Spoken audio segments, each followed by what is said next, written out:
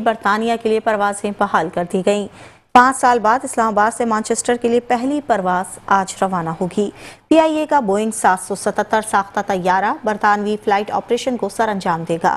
جعلی pilot licence scandal کے باعث قومی ایئر لائن پر پابندی لگی تھی۔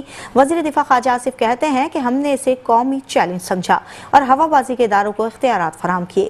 ہم نے معیار کو بلند کیا اور پی آئی اے پر اعتماد بحال ہوا۔ پی آئی اے کا برطانیہ کا روٹ بند ہونے سے کافی نقصان ہوا ہے۔